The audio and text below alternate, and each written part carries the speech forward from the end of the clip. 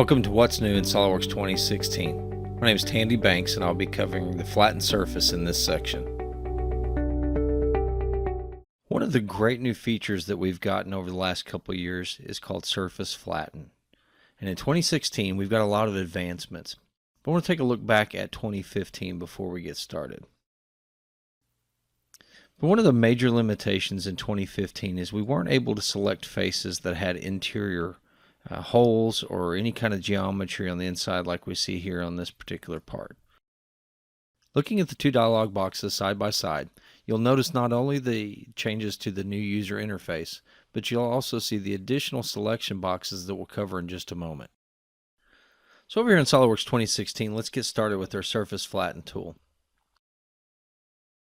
I'm going to start off by selecting our main face, and then we want to select an alignment edge.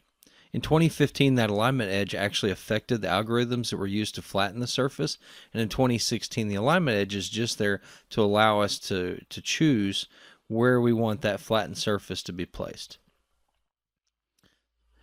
We've got the option to turn on the mesh preview just like we did last year. You can see it looks very much like a tetrahedral mesh from our finite element analysis tools, but that allows us to be able to understand how the curvature affects the surface geometry.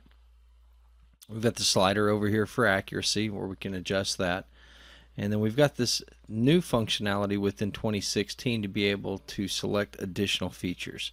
These would be things like these arrows. Maybe these are a sketched entity that lie on the surface, or a curve, as is the case for this one. And so what we can do is we can add those as part of the surface flatten. I'll start off by using the lasso selection. I'm going to drag a box around each end of this, and you'll see it's actually going to grab a lot of edges that are contained in that area, but that's okay. It's going to work very much like an intersection curve or a convert into these would, and just bring up the entities that we need, even though our dialog box is pretty large here. You know, one of the great enhancements for 2016 is that ability to resize our selection box, and that's a great feature. I'm going to go ahead and finish off the flatten surface tool here. That way we can see the output, and just like in 2015 we have the ability to show our deformation plot.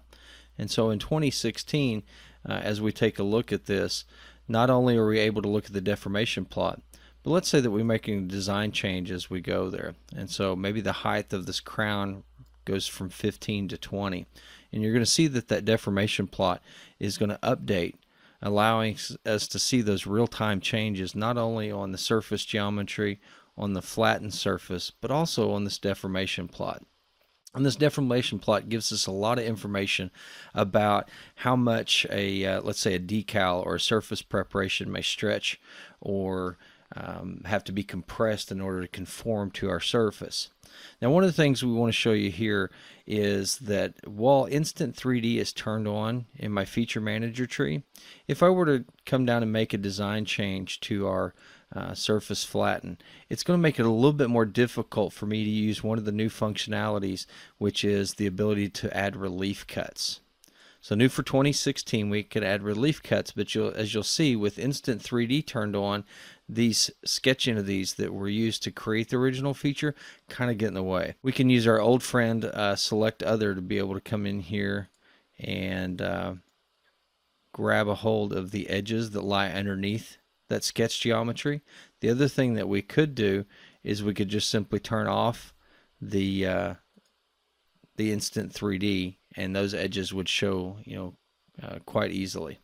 But using Select Other is going to get me what I need, and we can see from the preview that it's now split that surface at the relief cuts.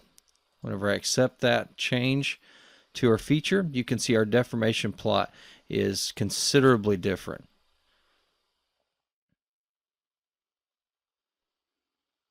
So let's get this thing prepped up and ready to go over into, let's say, a DXF.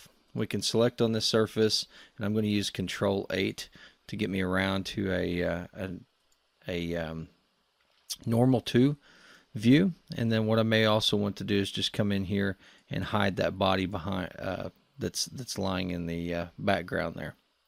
We also could use our view filters. Maybe we want to turn off curves, any additional entities that we may not want to come across. We also could use that body isolate. And then when we're ready to go out to our DXF tool, export to DXF/DWG, we can give that a file name.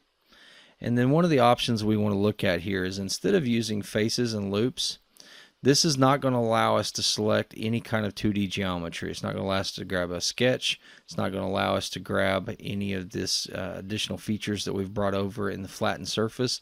And so what we want to do is we want to flip this over into an annotation view, use our current view, and now we're able to go ahead and produce the DXF/DWG, and we'll see in the preview window that's being produced that we'll get all the entities that we want. This allows us to be able to go to more of a manufacturing standard very quickly and easy. SOLIDWORKS 2016 gives us a lot of great enhancements for our flattened surface tool. Thanks for watching.